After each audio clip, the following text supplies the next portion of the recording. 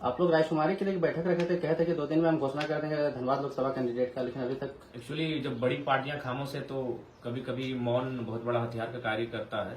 तो अभी हम लोग देख रहे हैं कि बड़ी पार्टियां जो केंद्र स्तर की है वे किस प्रकार का रिजल्ट लाती है, उसके बाद हम लोग धनबाद के नतीजे पर पहुंचेंगे।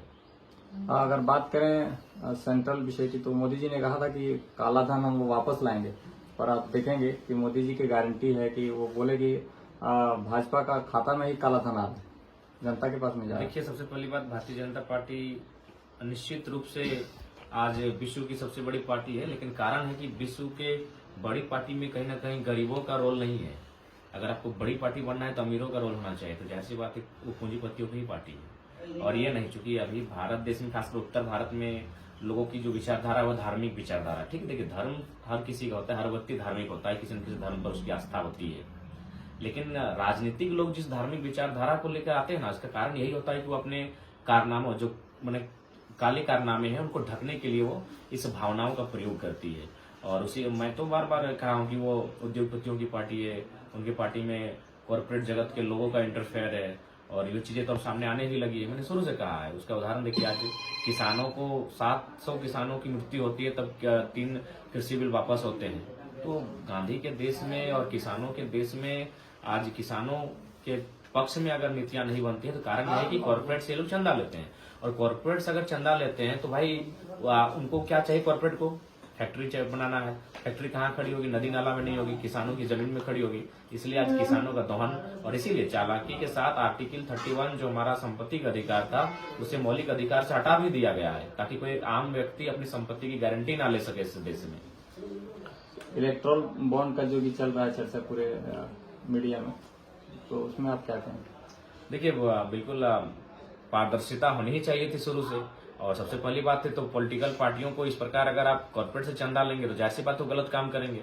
अभी उदाहरण के लिए हम लोग वेदांता बोकारो में भी है। वेदांता में जब रैयत आंदोलन करते हैं तो वेदांता वाले कभी कभी अपना हट में आते हैं, क्योंकि उनको पता है कि देश के प्रधानमंत्री को चंदा जा रहा है, क्या कबाड़ लीजिएगा।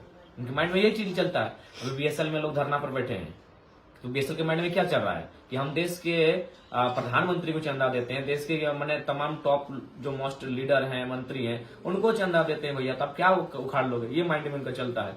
तो इसीलिए लोकतंत्र की मर्यादा को बचाने के लिए चाहिए कि मेरा तो मानना है कि कुछ कानून ऐसे बनने चाहिए जो जिसमें एमपी एमएलए के आएंगे, ब्यूरोक्रेट्स आएंगे, उन पर विशेष निगरानी हो। और जब तक आज हम गरीबी हटाओ की बात करते हैं, अरे भाई गरीबी हटाओ से अच्छा होगा अमीरी को कंट्रोल कीजिए, और नहीं तो आने वाला दिन ऐसा होगा इस देश में कि गरीब और शोषित व्यक्ति लास्ट में क्या करेगा? किसी को चबाने के लिए दौड़ेगा। ये परिस्थिति सामने आएगी। इसीलिए सामाजिक न्याय का मतलब क्या है? सामाजिक वितरण भी हो, सामुदायिक वितरण हो। आप तो चंद मुट्ठी भर लोगों के हाथों में देश की सारी संपत्ति को जमा करने पर तुले हैं। और अभी कभी कभी तो डाउट होता है कि इंडिया मतलब INDIA इंडिया होता है, या फिर ADANI अडानी का मतलब इंडिया होता है। वो परिस्थिति भी आती है सामने।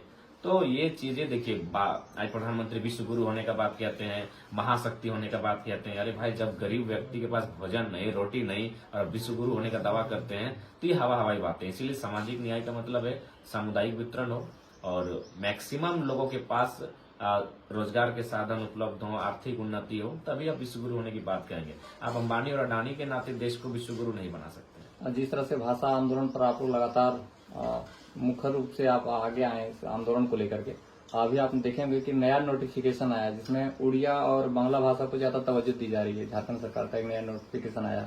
देखिए, लगता है कि जो माननीय झारखंड मुक्ति मोर्चा के जो सुप्रीमो है आदरणीय गुरुजी, उनका सभी रिलेशन उड़ीसा में है। पता नहीं कहीं अपना समधी वालों को खुश करने के लिए तो नहीं कर रहे हैं। देखिए, सबसे पहली बात, सब क्षेत्रीय भाषी का मतलब होता है जिस क्षेत्र में उसका उद्गम होता है। इसीलिए उन्हें प्राथमिकता देनी चाहिए कि यहाँ की जनजातीय भाषा की, यहाँ की झारखंड की जो सदानी भाषाएं हैं, उनको प्राथमिकता देनी चाहिए थी। और यूएन की रिपोर्ट भी कहती है 2050 आते आते 8 भाषाएं लगभग संकट की स्थिति में रहेंगी या फिर खत्म होने की स्थिति में चली जाएंगी, जो झारखंड की होंगी। तो ये इनको जब सरकार में बैठे हैं तो उन्हें इस विषय पर ध्यान देना चाहिए। चर्चा का विषय है कि मुख्यमंत्री के परिवार भी इस बार चुनाव लड़ेंगे। देखिए, ये तो मैंने पहले क्या घोषित राजतंत्र ही चल रहा है, लड़ना चाहिए भाई। जब सब कोई लड़ रहा है, भारतीय जनता पार्टी से लड़ रहे हैं, आईसू से लड़ रहे हैं, जेएमएम से लड़ रहे हैं, कांग्रेस से लड़ रहे हैं, तो मुख्यमंत्री की परिवार और पीछे काहे हटेंगे? और मुख्यमंत्री की पत्नी ही नहीं, मुझे पूर्ण विश्वास है आज के 15 साल बाद जब फिर एक राजनीति का नया दौर होगा, उसमें मुख्यमंत्री के भतीजे, उनके भतीजियां, उनकी बेटियां भी चुनाव लड़ेंगी।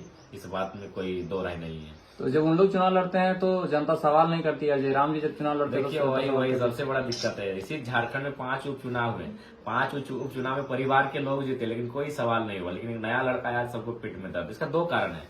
एक है 3 इडियट्स कि अगर दोस्त फेल हो जाए दुख होता है, दोस्त टॉप कर जाए तो महा दुख होता है। तो कुछ युवाओं को लगा कि बेटा वो लड़का हम क्यों नहीं, वो मेरे घर का क्यों नहीं, मेरा रिलेटिव्स क्यों नहीं। और एक कारण ये भी है कि पढ़ा लिखा लोग नहीं बर्दाश्त कर पाते हैं। सबको ये चाहते हैं कि गुलाम तबके का आदमी हो, जी हुजूरी करे। आज पढ़ा लिखा लड़का सिस्टम को चेंज करने आया है। कोई नहीं चाहेगा कि इतनी बड़ी भारी आबादी को कोई जगह दे। मैंने जगाया है भाई।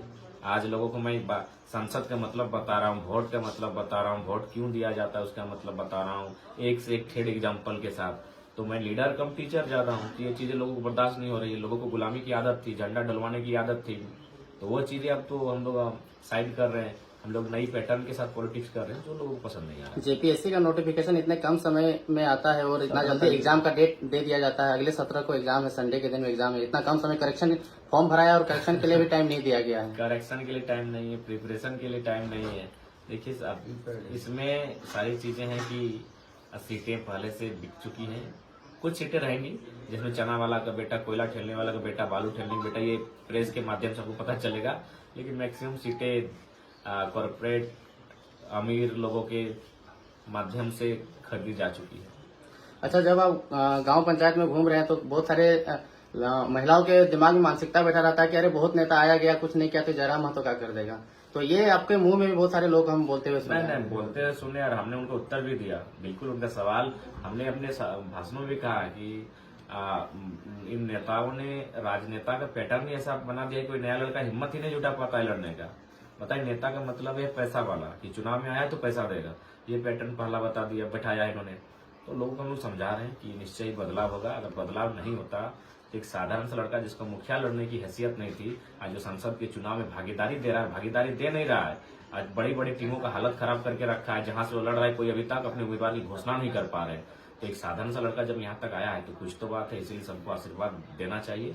और हम लोग अगर जीतते हैं तो निश्चय ही झारखंड में युवाओं को एक हिम्मत तो मिलेगी। अगर